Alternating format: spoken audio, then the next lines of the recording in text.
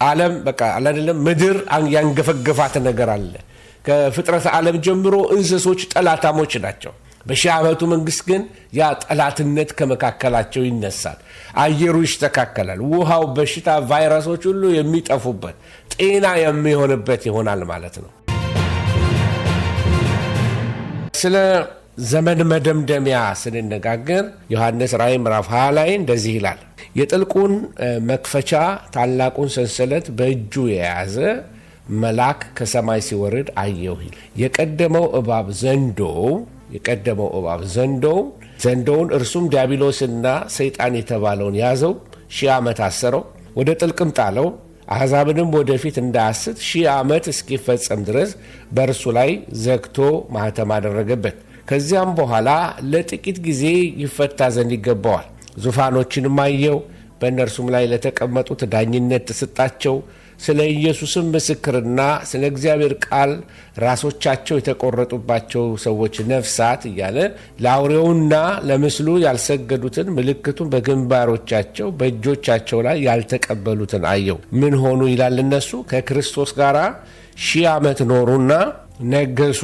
የቀሩት ሙታን ግን 1000 ዓመት እስኪፈጸም ድረስ በሕይወት አልኖሩም። ይህ ፊተኛው ትንሣኤ ነው። በፊተኛው ትንሣኤ ዕድል ያለው ብፁዕና ቅዱስ ነው። ሁለተኛው ሞት በእነርሱ ላይ ሥልጣን የለውም። ዳሩ ግን የእግዚአብሔርና የክርስቶስ ካህናት ይሆናሉ፣ ከእርሱም ጋር ይህን 1000 ዓመት ይነግሳሉ ብሎ መጽሐፍ ቅዱስ ይነግረናል። እንግዲህ ስለ 1000 ዓመቱ ስንነጋገር አሁን ያለንበት ዘመን የቤተ ክርስቲያን ዕድሜ ነው። የቤተ ክርስቲያን ዕድሜ የሚፈጸመው ወይም የቤተ ክርስቲያን ዘመን የሚፈጸመው ወይም ቸርች ኤጅ ስለሚል ነው ዕድሜ ያልነው እንጂ ዘመን ማለት ነው። የቤተ ክርስቲያን ዘመን የሚፈጸመው ንጥቀት ሲሆን ንጥቀት ልክ ሲሆን ቤተ ክርስቲያን ወደ ክርስቶስ ፍርድ ወንበር ትወሰዳለች፣ ወይም ቤማ ተብሎ ወደሚጠራው በሰማያት ወደ ክብሩ ትወሰዳለች። እዚህ ጋር የፍርድ ወንበር ሲል ሲኦል ይገባል አይገባም ሳይሆን ክርስቲያን እዚህ ላይ ሽልማት ይገባዋል አይገባውም ለማለት ነው። ከተነጠቀ ድኗል። ከዛ በኋላ 7ቱ ዓመት የመከራው ዘመን ይጀምራል። 7ቱ ዓመት የመከራው ዘመን ሲያልቅ የበጉ ሰርግ ራት ሆኖ ኢየሱስ ክርስቶስ ወደ ምድር በጻድቃን ታጅቦ ይመለሳል። የዛን ጊዜ ሰይጣን ይታሰራል። ከዛ በኋላ ከ1000 ዓመት ይቆይና ከ1000 ዓመት መንግስት በኋላ በምድር ላይ ንግስና ከሆነ በኋላ ሰይጣን ይፈታል። መጽሐፍ ቅዱስ የሚያስተምረን ይሄን ነው። በዚህ መጽሐፍ ላይ ሰይጣን ከተፈታ በኋላ የሚሆነው ታላቁ ነጭ ዙፋን ፍርድ ይሆናል። የታላቁ ነጭ ዙፋን ፍርድ በኋላ አዲስ ሰማይና አዲስ ምድር ይሆናል። እዛ በኋላ የእሳት ባህር ገሃነም እሳት ምናምን የምንለው ሁሉ ይጀምራል። ዘላለም ሲጀምር ማለት ነው። ይህንን እንግዲህ እንደ ዳሰሳዊ ወይም ደግሞ ፓኖራሚክ ቪው ወይም ደግሞ በሰፊው ለማየት የሚረዳን ነው ማለት ነው። ስለ 1000 ዓመት መንግስት ስንነጋገር ይሄ የ1000 ዓመት መንግስት በጣም ተስፋ የተሞላ እንደሆነ ከምጽአቱ ጊዜ በኋላ እንደሚሆን የተለያየ ቪዎችን እያየን እንነጋገር ነበረ። ለምሳሌ ከነበሩት ቪዎች አንዱ ምንድነው? ፕሪሚሌኒያል ወይም ደግሞ ቅድመ 1000 ዓመት ኢየሱስ ይመጣል የሚለው እኔ ማስተምርበት አንዱ ማምንበት ነው። ሌላው ደግሞ ፓስት ሚሌኒየም 1000 ዓመት ካለፈ በኋላ ነው ኢየሱስ የሚመጣው የሚሉ ሰዎች አሉ። ይሄንን በመጽሐፍ ቅዱስ ውስጥ ስንመለከተው ብዙ እንትን የለውም፣ ኤቪደንስ የለውም። ሌላው ደግሞ ሚሌኒየም ወይም ደግሞ 1000 ዓመት መንግስት የለም። ማለት በግሪክኛ ኖ ማለት ነው ብያቸዋለሁ። ስለዚህ የ1000 ዓመት መንግስት የሚባል የለም፣ ኦልሬዲ እዛ ውስጥ ነው ያለነው የሚሉ ሰዎች አሉ። ይሄ ስነ መለኮት ልዩነት አለን።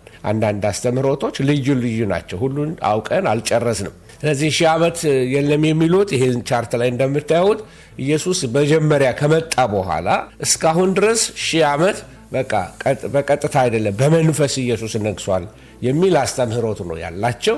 ይሄ ደግሞ በጣም አደገኛ ነው። ገና በሰዎች ወይስ በክርስቲያኖች ህይወት ላይ ጌታችን ነው። ነገር ግን ገና ጌታችን ኢየሱስ ክርስቶስ የምድር መንግስት ለሱ ሆነች የተባለው ነገር ገና አልተፈጸመም። ስለዚህ እስከ ትንሣኤው ድረስ እስከ መጨረሻው ትንሣኤና ዳግም ምጽአት ፍርድ ድረስ 1000 ዓመት ነው ብሎ ይናገራሉ። ስለዚህ በመካከል ሊትራሊ ኢየሱስ በምድር መጥቶ አይገዛም ነው የሚሉት እነዚህ 1000 ዓመት መንግስት የለም የሚሉት። እነዚህ ፖስት ሚሌኒያል ወይንም ደግሞ ድህረ 1000 ዓመት ከ1000 ዓመት በኋላ ነው ኢየሱስ የሚመጣው የሚሉ ሰዎች ደግሞ የመጨረሻው ትንሣኤና የኢየሱስ ዳግም ምጽአት አንድ ላይ እንደሚሆን ይሄንን የሚያምኑት። ስለዚህ ከመጀመሪያው ምጽአት እስከ ትንሣኤ ኋለኛው ትንሣኤ ድረስ እሱ 1000 ዓመት አድርገው ይወስዱታል ማለት ነው። ሌሎቹ ፕሪሚሌኒያል እኔና እናንተ የምናምንበት ብዙዎቻችን ማለት ነው ቤተ ክርስቲያን ትነጠቃለች። ከተነጠቀች በኋላ ተመልሳ ከኢየሱስ ጋር ትመጣለች። ስለዚህ 1000 ዓመት በምድር ላይ ትገዛለች፣ ከጌታ ጋር መግዛት ትገዛለች የሚለው አስተምህሮ ነው። ይህንን ለማሳየት 3 የተለያዩ ነገሮች አሉ። እንግዲህ ልዩነት፣ የአስተምህሮ ልዩነት በየትኛውም ነገር ላይ አለ። በእኛ ሀገር ሁሉ ነገር የተለየ አስተምህሮ ካለ ሁሉ ነገር ስህተተኛ ወይም እንደ ሐሰት ትምህርት ይወሰዳል። ስህተት ሌላ ነው፣ ሐሰተኝነት ሌላ። ምን ማለት ነው? ለምሳሌ አንድ ነገር እኔ ከማይበት አንጻር ለምሳሌ 9 ቁጥር ነው ልል እችላለሁ በእኔ አንጻር አይቸው። ከወዲያ በኩል ያለው ሰውዬ ደግሞ አይ 6 ቁጥር ነው ሊለኝ ይችላል። እሱ ከሚያይበት አንጻር 6 ሊመስለው ይችላል። እኔ ከማይበት አንጻር ደግሞ 9 ሊመስለኝ ይችላል። ይሄ ምን ለማለት ነው? የአመለካከት ልዩነቶች ሊኖሩ ይችላሉ። የአመለካከት ልዩነቶች በክርስቶስ ኢየሱስ ማንነት ላይ፣ በስላሴ ላይ፣ በቅድስናው ላይ፣ በአዳኝነቱ ላይ በእንደዚህ በሆነው ነገር ላይ እስካልሆነ ድረስ አንዳንድ ያልተፈጸሙ ትንቢቶች ላይ ልዩነቶች ሊኖሩን ይችላሉ።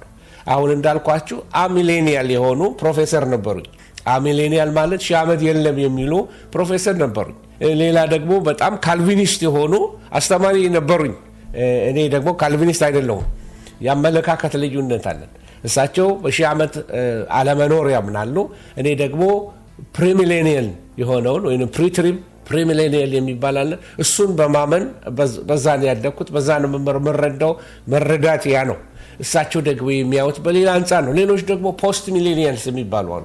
ከ1000 ዓመት በኋላ ካለቀ በኋላ ነው ኢየሱስ የሚመጣው የሚሉ ሰዎች አሉ። ልዩነቶች አሉ እና ልዩነታችንን እንዴት ሃንድል እናደርጋቸዋለን? በተለይ ትንቢትን በተመለከተ መጨረሻ ላይ እንመለከተዋለን። ልዩነትን በተመለከተ በ1000 ዓመት መንግስት ላይ ኢየሱስ መቼ ይነግሳል በሚለው ጉዳይ ላይ በመጀመሪያውና በሁለተኛው ምጽአት መካከል አሁን አለ፣ በቃ አሁን መጥቷል ኢየሱስ አለ፣ 1000 ዓመቱ መንግስት እየሆነ ነው የሚሉት እነዚህ አሚሌኒያሊስቶች አሉ።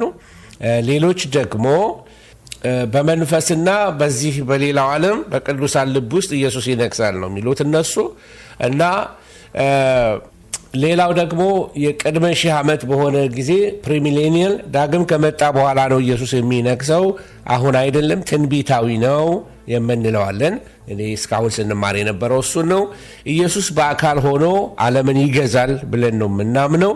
እነሱ እንደምታዩት ልዩነታችን፣ እነሱ የሚያምኑት ለምሳሌ ኢየሱስ በሰው ልብ ውስጥ ሆኖ ነው የሚነግሰው እንጂ ሊትራሊ በዓለም ላይ መጥቶ አይደለም የሚገዛው ይላሉ።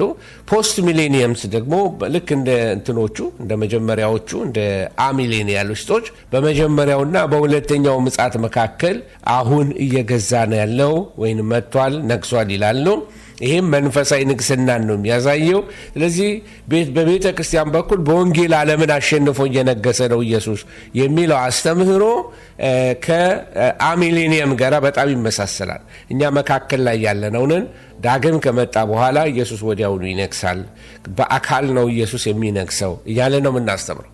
እና እንግዲህ ይሄ ምንድን ነው ለማሳየት ያህል ልዩነቱን ለማሳየት ነው። ይሄ ልዩነቱን ለማሳየት በዚህ ልዩነት ላይ እንድትረዱልኝ የምፈልገው በማንኛውም አስተምህሮት ላይ ልዩነቶች ይኖራሉ። እነዚህ ልዩነቶች ምን አይነት ልዩነቶች ናቸው? የምንጣላባቸው ልዩነቶች አይደሉም። እንዳልኳችሁ የኔ ፕሮፌሰሬ አሚል ናቸው። ካልቪኒስት የሆኑ ደግሞ ሌሎች አሉኝ። በአመለካከታችን ቴዎሎጂካል መረዳታችን ልዩ ልዩ ልንሆን እንችላለን። መጽሐፍ ቅዱሳዊ በሆነው ነገር ላይ ግን በልዩነት የማንጣላባቸው ነገሮች አሉ። ምን ሞትላቸው ማን ሞትላቸው ነገሮች አሉ እና ምን ይላሉ ፈረንጆቹ? ኢን ኢሴንሻልስ ዩኒቲ ይላሉ። አንገብጋቢ በሆኑ ጉዳዮች ላይ አንድነት ይኖረናል። ለምሳሌ በስላሴ በዳግም ምጽአት ላይ፣ በዘላለም ሕይወት ላይ፣ በደሙ መንጻት ላይ በቃ ኮምፕሮማይዝ የማይደረጉባቸው አሉ። ኢን ኢሴንሻልስ ዩኒቲ በአንገብጋቢ ጉዳዮች ላይ አንድነት፣ ኢን ነን ኢሴንሻልስ ሊበርቲ በጣም አንገብጋቢ ባልሆኑ ጉዳዮች ላይ ልዩነት ወይም ነጻነት ይኖረናል። የመረዳት ነጻነት ሊኖረን ይችላል። ኢን ኦል ቲንግስ ግን ይላሉ in all things charity አንድ ላይ ልበላችሁ in essentials unity in non-essentials liberty in all things charity በአማርኛ ስተረጎመው በጣም አንገብጋቢ በሆኑ ኢሹዎች ላይ የማይለወጡ ጉዳዮች ላይ አንድነት አለ። አንገብጋቢ ባልሆኑ ጉዳዮች ላይ ደግሞ ነፃነቶች አሉ። የመረዳት ነፃነት፣ ልዩ ልዩ እይታዎች ሊኖሩን ይችላሉ። በሁሉም ግን ምን መሆን አለብን? ለሰዎች ምህረት የምናደርግ በልዩነትን ለመቀበል ልባችን የሰፋ መሆን እንዳለበት እንረዳለን። ስለዚህ የሺህ ዓመቱ መንግስት ንግስና ዓላማውን ስንነጋገር ነበር። እሱን ሪቫይዝ ላደርግላችሁ ነው የዛሬው ትምህርታችን። ይሄ የመጀመሪያው ዋና ፖይንት ምንድነው? ለታማኞቹ ጌታ ሽልማትን ክብርን የሚሰጥበት መንገድ ነው። በትንሹ ታምናሃል በብዙ ትሾማለህ ያላቸው ላይ በአንድ ከተማ ይገዛ ላይ ነበረው በ10 ከተማ ላይ ትገዛለህ የሚባለው ለታማኞቹ ጌታ ሽልማት የሚሰጥበት፣ ጌታ ልጆቹን የሚያከብርበት የክብር ጊዜ ነው። ለጻድቃን የክብር ጊዜ ነው። ለጻድቃን የሽልማት ጊዜ ነው። ለጻድቃን የሹመት ጊዜ ነው እና ይሄ በጣም ደስ የሚያሰኝ የመጎብኘት ካሁን ከምናስበው መጎብኘት በጣም የላቀ የከበረ ነው። ሌላው መጽሐፍ ቅዱስ የሚያስተምረን ደግሞ የሺህ ዓመቱ መንግስት ንግስና ዓላማው ፍጥረት ዓለምን ለመዋጀት ነው። ምን ማለት ነው?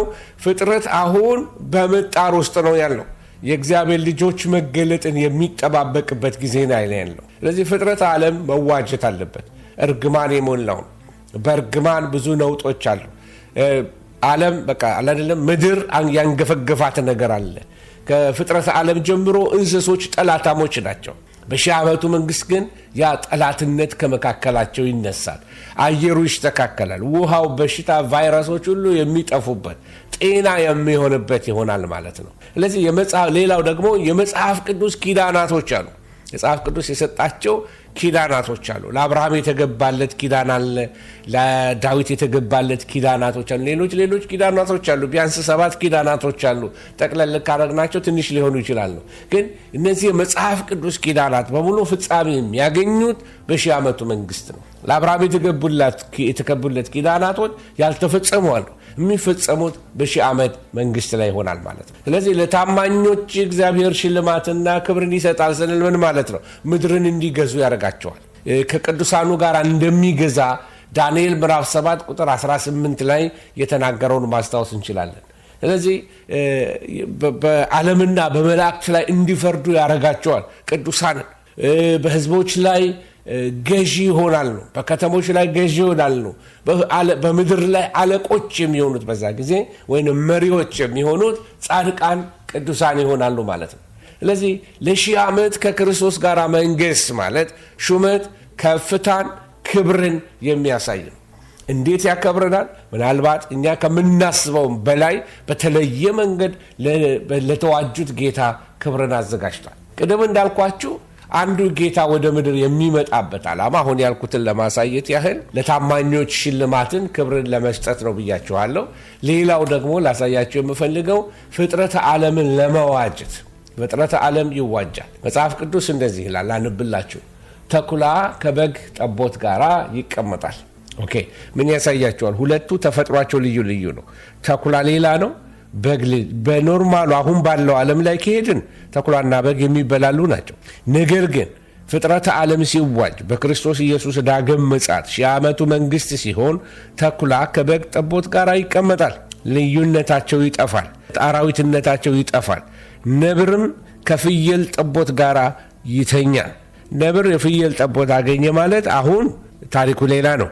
ወደፊት ግን ወይም ደግሞ በሺህ ዓመቱ መንግስት ግን ሌላ ይሆናል። ጥጃና የአንበሳ ደቦል በተፈጥሯቸው ጠላታሞች የሆኑ አንዱን የሚፈራው የአንበሳ ደቦል ፍሬዳም በአንድነት ያርፋሉ። ስለዚህ ፍጥረት ዓለም ምን ይሆናል? በውስጡ ያለው ጠላትነት ይጠፋል፣ አውሬነት ይጠፋል፣ ክፋት ይጠፋል። ስለዚህ በአንድነት ያርፋሉ ነው የሚለው። ታናሽ ልጅም ምን ያደርጋቸዋል? ይመራቸዋል። ልጁም በቃ አለቃ ይሆናል። የሰው ልጅ ራስነትን ትመለከታላችሁ። ላምና ድብ አብረው ይሰማራሉ፣ ግልገሎቻቸው በአንድነት ያርፋሉ። አንበሳም እንደ በሬ ምን ይሆናል? ገለባ ይበላል። አሜዚንግ። ስለዚህ ጠላትነት አሁን አይኖርም ማለት ነው በሺህ ዓመቱ መንግስት ላይ። ኦኬ፣ ይህንን የምንለው ለምንድን ነው? በተስፋ ቃሉ ተመስርተን ነው። በዚያ ፍጥረት ላይ ስትመለከቱ ፍጥረተ ዓለም ሲፈጠር፣ ፍጥረተ ዓለም ሲወድቅ ትመለከታላችሁ። ወደ ራእይ ላይ ስትመጡ ደግሞ ምን ታያላችሁ? ፍጥረት ዓለም ሪዲም ሲሆን ሪስቶርድ ሲሆን ትመለከታላችሁ። ስለዚህ ኢየሱስ ክርስቶስ ሞትና ትንሣኤ ኢየሱስ ክርስቶስ በመስቀል ላይ የሰራው ስራ አንዱ የሚያመለክተን ለእኛ መዳን ብቻ ሳይሆን ፍጥረት ዓለምን ከርግማን ለመዋጀት ነው። ስለዚህ ፍጥረት ሁሉ የእግዚአብሔርን ልጆች መገለጥ ይጠባበቃል ይላል። ምን ማለት ነው? ለሰው ልጆች የሚሆነው ለእግዚአብሔር ልጆች ወይም የክርስቲያኖች መገለጥ ወደዚህ ወደ ሺህ ዓመት መንግስት መምጣታችን የዛን ጊዜ በናፍቆት ይሄ ከዚህ ከርግማን ነፃ እንደሚወጣ ፍጥረት ዓለም የሚያውቀው ይሆናል ማለት ነው። ቅድም እንዳልኳችሁ ደግሞ በሺህ ዓመቱ መንግስት የሚሆነው የኪዳናት ፍጻሜ ይሆናል። እግዚአብሔር ለአብርሃም የገባው ኪዳን፣ ለከነዓን የገባው ኪዳን፣ ስለ ምድሪቱ የገባላቸው ኪዳን፣ ለዳዊት የገባው ኪዳን በዙፋኑ ላይ ለዘላለም በቃ በትረ መንግስት እንደማይጠፋ እንደነገረው በሁለተኛ ሳሙኤል ላይ ታገኛላችሁ። ምዕራፍ 7 ቁጥር 12 አካባቢ ላይ አዲሱ ኪዳን ላይ እግዚአብሔር የገባው በአዲሱ ኪዳን ምን እንደሚሰራ እግዚአብሔር የገባው ኪዳን በሙሉ በዛ ውስጥ ትመለከታላችሁ። ስለዚህ እነዚህ ኪዳናቶች ሙላት ያላገኙዋሉ፣ ገና የሚፈጸሙ ሊፈጸሙ ያሉ ኪዳናቶች አሉ። እነዚህ ኪዳናቶች እስኪፈጸሙ ድረስ ለሺህ ዓመቱ መንግስት አለ የመፈጸሚያ ጊዜያቶች ናቸው።